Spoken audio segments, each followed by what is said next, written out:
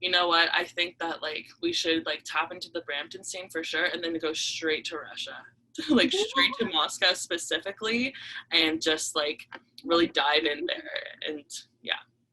We have a place there. You can totally stay there if you need a place. Oh my God! Thank you so much. Do you actually have an apartment there? I'm a new girl now. I should show it off. I should walk myself down the block. Got a pocket knife and a tablecloth. I'm a new girl now. I should show it off. No, I'm totally kidding. I know we have no family ties to Russia. Nothing. We have nothing. Someone came to our show once and was I thought you guys were gonna be Russian. like, We're when are you gonna sing a Russian song? It's like, when are you gonna sing a Russian song? We're like, never. We don't know Russian. It was just a cute, quirky name, like. Name. 2 words makes a band name, you know? Exactly. So could you share a bit about how Moscow Apartments kind of become what it is today? I don't know. I feel like when people ask this, I always want to just be like, yeah, it kind of happened, which is what happened. But then I'm afraid people will think that we don't work hard, which we do. Mm-hmm. But So just one and having no expectations because you're just like writing songs. yeah, And we definitely like. I'm sorry, my cat is fucking crazy.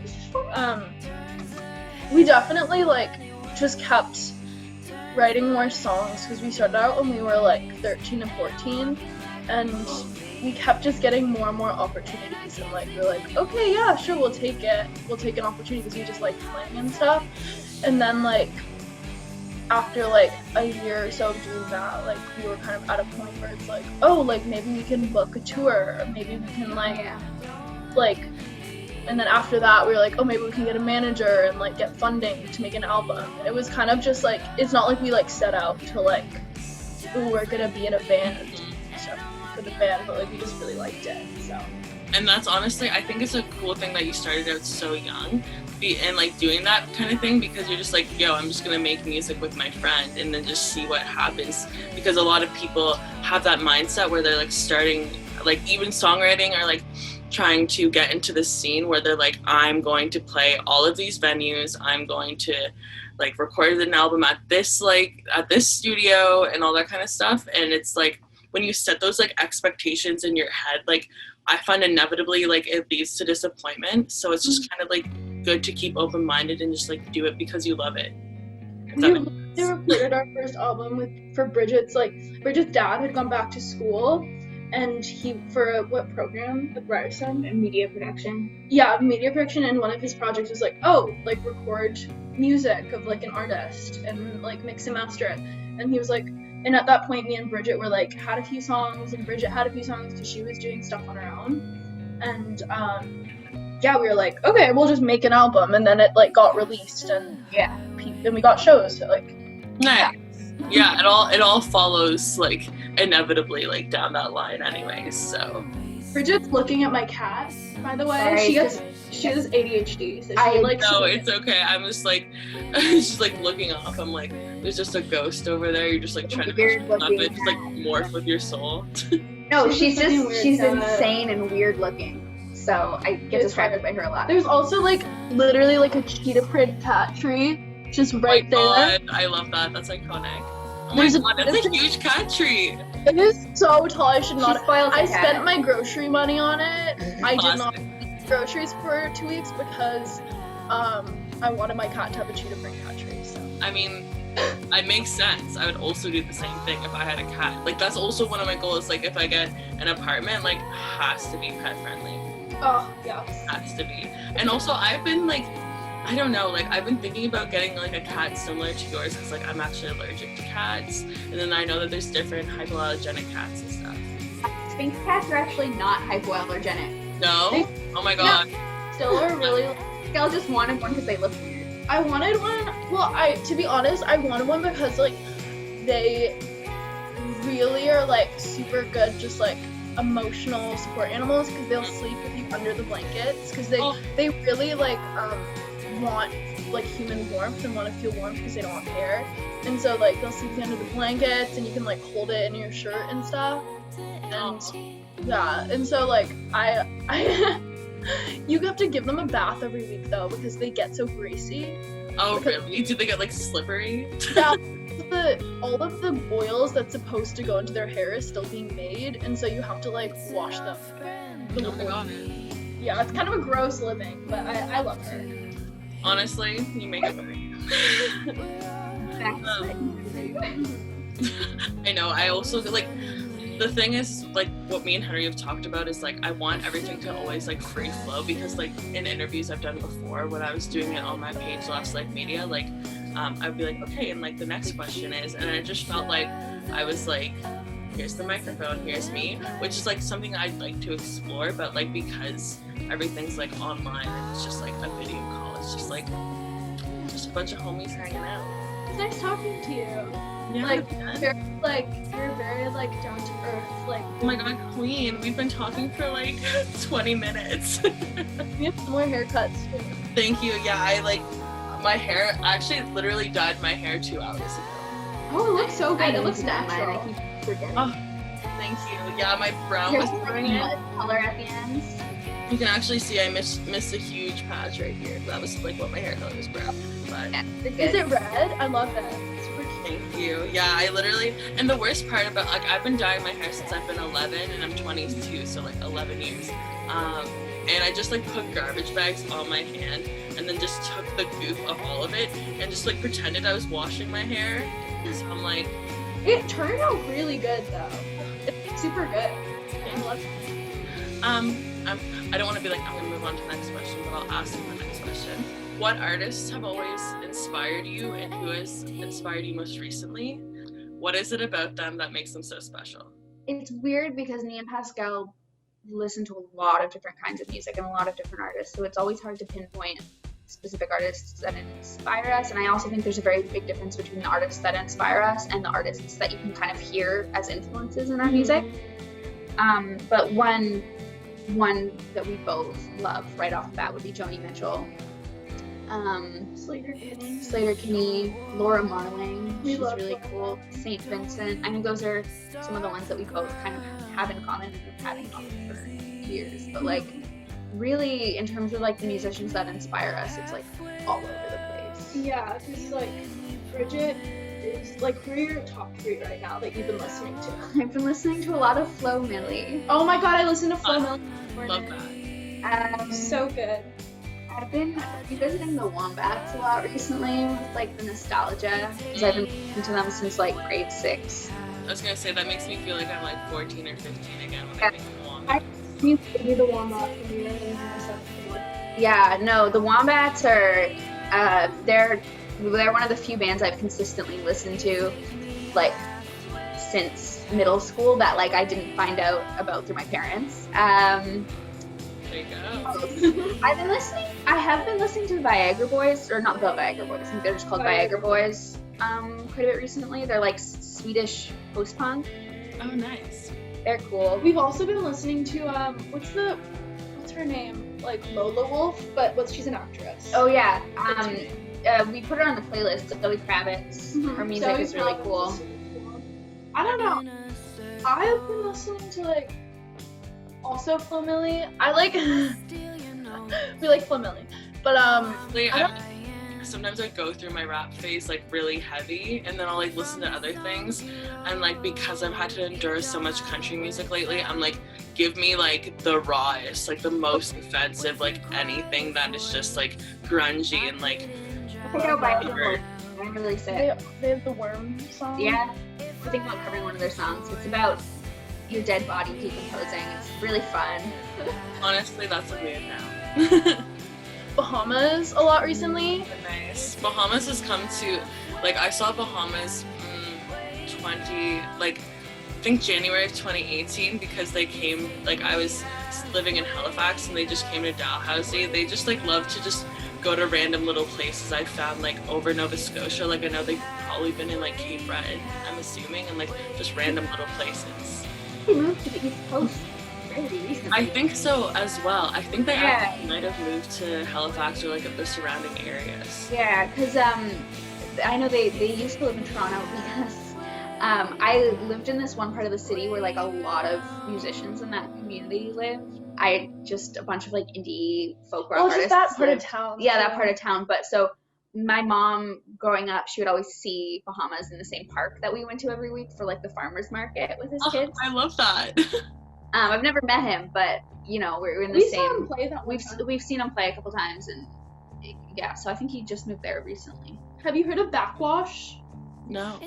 That's another, like, they were nominated for the Polaris Prize. They're like a non-binary rapper Well, from Canada, and they're really cool. I've been listening to them a lot recently too.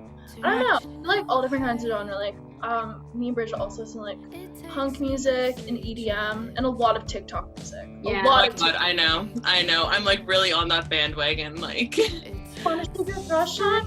We have been bumping that recently. Feel good and Feel good. any Nightcore Mother stuff is great. Oh yeah, or the one where it's like y'all, I used to like, I've loved Mother since like grade 7, and I'm like, I can't believe like Mother is like big so big on TikTok. When I've listened to Eureka, like I had the CD, like the physical CD of Eureka, and that's like my favorite album by them. I think You I listen saw them. I didn't listen to them a lot, but we had one of their earlier CDs. I think I saw them play at like Hillside Folk Festival, which is a pretty big folk Are they festival. Canadian? They're Canadian. They're from the West Coast, I think. They're Wait, from Vancouver. Canadian? That's Yeah. so good for them. Yeah. Yeah. For American. We've been talking about trying to get them for Climate Live. Oh nice. Yeah. It started with the hey, love freaking. Sorry, we're getting off topic again. Honestly, Hayloft, like one of the lyrics is literally like when I go through my Facebook like profile pictures when you Oh, like no. write lyrics, like Hayloft was like one of my lyrics in like grade 9, and I'm like, yo, Okay, I I definitely had 21 Pilots lyrics in my bio. Oh, 100%. Sometimes I like have to hold myself back from still doing that. Like, I was a Radiohead kid, so you can probably imagine how bad. oh it yeah. was. Oh, yeah. Oh, I wanted to also say I was like on your Spotify and I saw like Bridget's like early influences, and so I was going through it and I was like, yo, I didn't know anyone else that knew this song, and like it's Telephones by Mo Kenny. I love Mo Kenny. I only talk to you by telephone. Yeah, You on my weekend. yeah.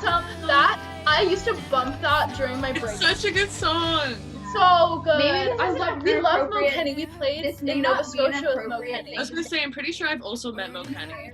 Halifax is lesbian like the haven for lesbians. It's really funny. It's like the cottagecore lesbian like vibe. Like Oh, don't leave Halifax, don't go to anywhere else. Just stay. Oh yeah, just Halifax. Yeah, my grandma's They're so so cute. They're very outgoing and social. And we had a show, and all their friends came, and it was just like that was at the it was Humanity. just like Have you been to the Humanity Cafe? Bitch, that's where I worked. oh Yeah, that's what I That's did. where I worked. Like the one on like, you know where Spring Garden Road is? I think the one that was I know it. That's so close I to their think- old house. is it on or their- Brickla? Is it on Brickla or is it near I think Brickla? it's I don't near. know. There's a North End location that is near I Griffin. think And there's a South It's from the End location. The one We're across in from the North brewery. End location. I still don't know my Halifax It's geography. a bit, yeah, it's a super bit more well, north but because I know it's like, yeah, I think there are two of them. You're right, but Yeah, But it's yeah, just, it was really cute. My grandma's brought all their friends to the show, and it was like 20 different pairs of like granola lesbians with the same haircut, and they were all I wish named, I like, knew about this. What the fuck? When was this? What year was this?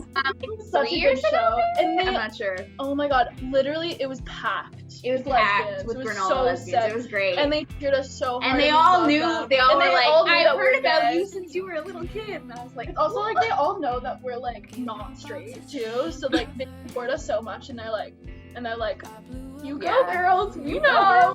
I'm Halifax gonna is grab impeccable. some water really quick. Bridget is grabbing some water. But we love Humanity Cafe. The Seahorse is dope. We played at the Seahorse with Born Ruffians. Oh my god. Oh my god, nice. Best show. That Born Ruffians were also like a huge inspiration because they were my favorite band. But they still are one of my favorite bands. But when I was in middle school, I was like obsessed, Mm-hmm. absolutely obsessed with them, and like I tried to sneak into Lee's Palace to get like I love that so much.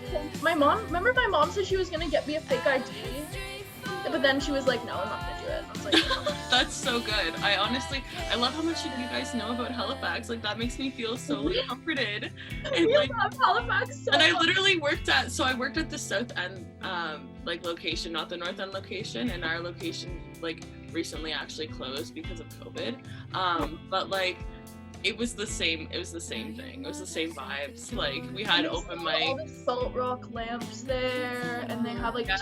teas and ice cream and stuff. For the most of our music careers, like, we've lived at home with our parents, and so it made us a lot more like financially like mobile to like not spend our money just like on paying for food or rent because we were just so young. Yeah, it was like, oh, we can afford to pay for this. Yeah, tour or even we don't have gas. to worry about Like rent or because our food or parents would anything. drive us. We did not like, they still drive us. Like my mom literally gave me a ride this morning. Like, we were so lucky, and like partially like the reason why like we've had the privilege of like being able to like do so many things is because we've had that like backbone of like, yeah, like our parents are like, you can just like fucking like do music, like whatever, we don't care, you know, like it's That's just like, honestly amazing. That was one of my questions too, was that I was wondering if you guys had like good support systems. Like, Oh yeah. well, her mom is a co-manager.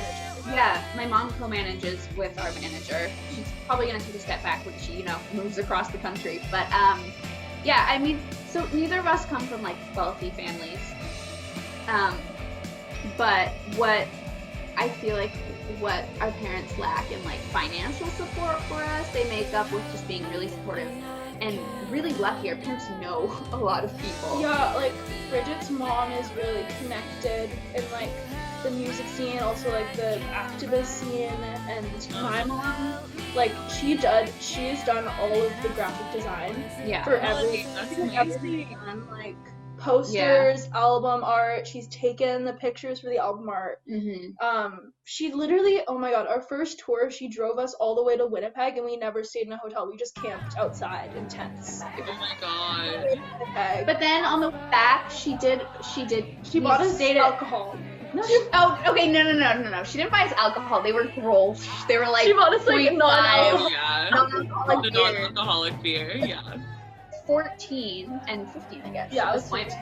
And so we went to Winnipeg Folk Festival, which we didn't realize is kind of like a mini Canadian Burning Man. Like, people do a lot of drugs there, like And a they lot. bring like full coffins. Yeah, to it's sleep in insane, at night. and like there's just like all this art around the campground. So she bought us non-alcoholic beer. brought, She like, was a- like, "Don't do drugs. Have these non-alcoholic beers She's like, instead." And we're stay like, out of drugs, drink a non-alcoholic beer. we're like, okay. And because we were like so young, we didn't even want to do anything. No, we were just like, okay, we'll hang out with you, Lisa. And like, you're just like observing everybody too. Like, I'm a very like observant person, so I'd be like, yo, like, this is what I'm looking forward to once I get older, you know? Someone tried to enter our tent at like 4 a.m. Another person fell in our tent and told us it looked like a taco. Someone I think told us our tent looked like a vagina. looked like a vagina. Yeah. Oh my god. Which it kind of It did. kind of did. Yeah. But It's like like, a blue vagina. but like, yeah, we've had like, honestly, the amount of shows that we've played for our age is like, it's stupid how many shows we've played.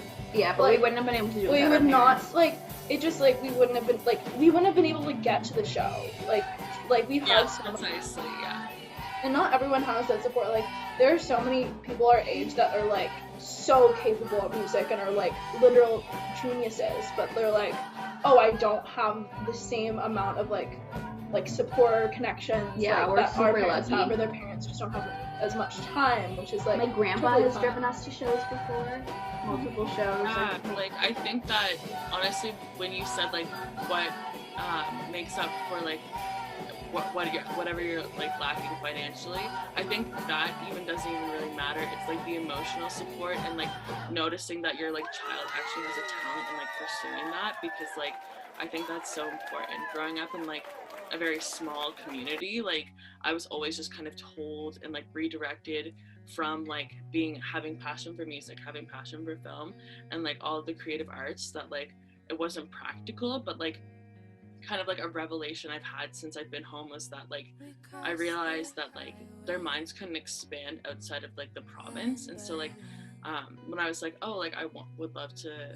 I was going to Humber for a little bit, and I did the film and media production program there, and like that was something I always wanted to do, but I was always told that like I couldn't do it, and I was like, oh, because they were only thinking of like the parameters of Nova Scotia, because they never suggested like, oh, well, like what if you go to Montreal or Toronto or Vancouver and like all these places and try it out there.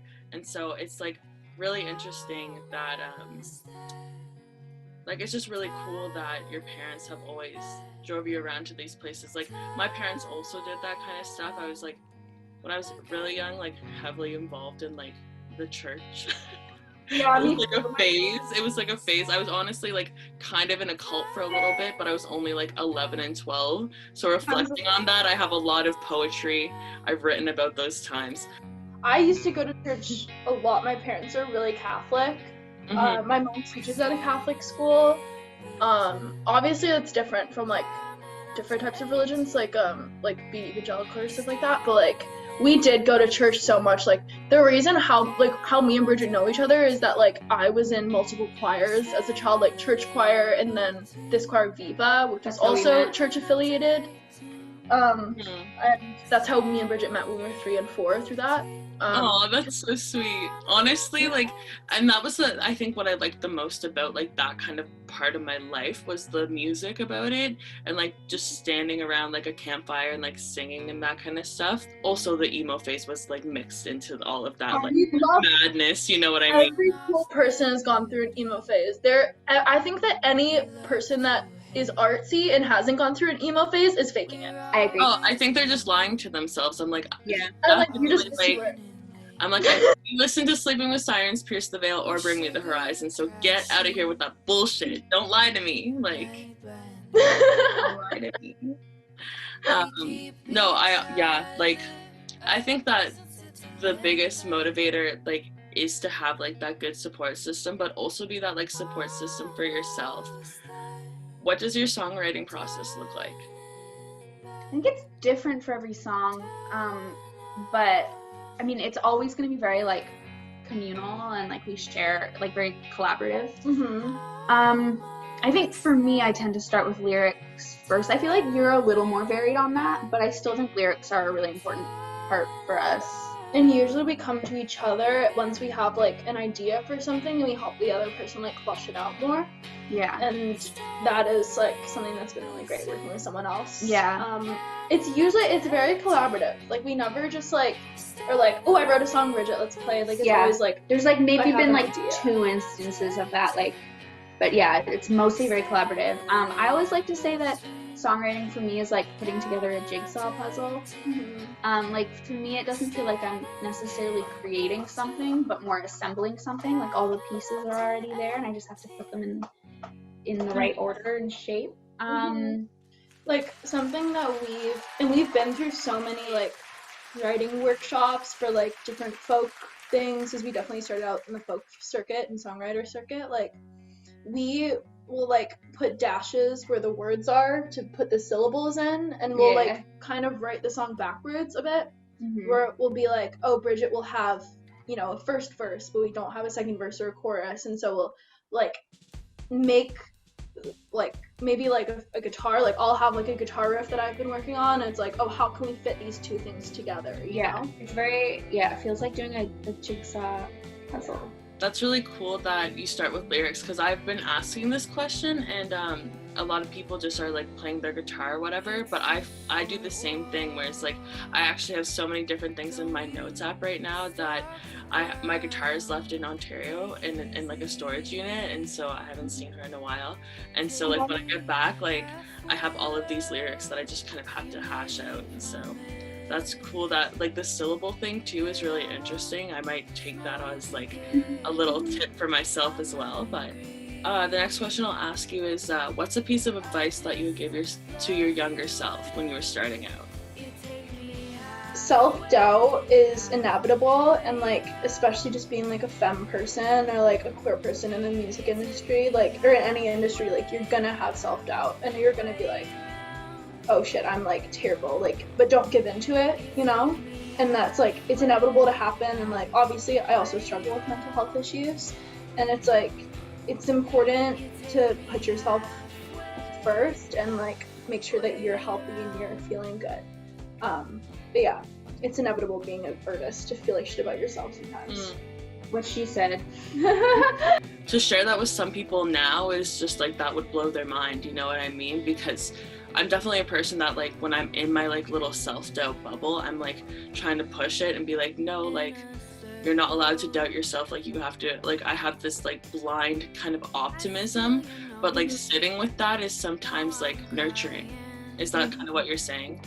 Also being like even in general, like being like a queer person or woman in the industry, like people doubt you, you know, like 100%. People underestimate you, people don't think you're qualified, and so like when you start to have that self-talk with yourself, you're like, am I putting myself down the same way? But it's like you can't just turn off your feelings, and I think it's something that it's important to acknowledge your feelings, but also to be like, I'm gonna take a step back because maybe it's not true. Maybe this is something. I think people either try to ignore those feelings or just like give into it, and really important thing is to just try to work with it. Be like, all right, how do I make this a strength almost? How do I? Everybody has self-doubt, like, and it's so inevitable. Like, you know, it's so inevitable. For sure. That's awesome. Okay, my next question for you is what's something about the future that scares you, and what's something about the future that excites you? The idea that this could be what I do and putting all of our time into it, because I mean with COVID, It's scary and also exciting. it's scary, and I think for at least me, it's the same thing as kind of what scares and excites me, because I'm like finishing high school in like 3 months. I mean, technically I have enough courses to graduate if I wanted to, but there's another one I'm interested in. But yeah, like I'm gonna be done high school. Pascal's done high school once COVID goes. I think something that's really scary and exciting for us is the idea that this is gonna be like our whole thing for a while. Yeah, like a big part of us doing music was balancing it with school, and now that we don't have that anymore, like obviously we're probably gonna go to university at some point, but I don't know, it's kind of scary just like putting your energy and like what you believe in into yourself, because you're like, oh fuck, because if I fuck up then it'll be my fault. Yeah, I feel that. It's exciting to know that like It's good to believe in yourself. yeah, it's like, oh my god, like we could tour and not have to worry about school and like things, like we could just devote our time to this if we wanted, and it's really scary but also really exciting. Yeah, I totally agree. Like something I've been like trying to say to myself lately is like, what if it all works out? Because I'm always just like, what if it doesn't work out? Like, what is my backup plan? And like, I've had a lot of like other people's anxieties like perpetuated onto me of being like, okay, well, you have to have like a plan A, B, and C and stuff. And it's just like, I truly believe that like when you put the intention out there and like you say like, this is what I want, and you devote yourself to like self-improvement in like your craft, like inevitably the opportunities are going to come, which is something that like I feel like you guys have probably experienced.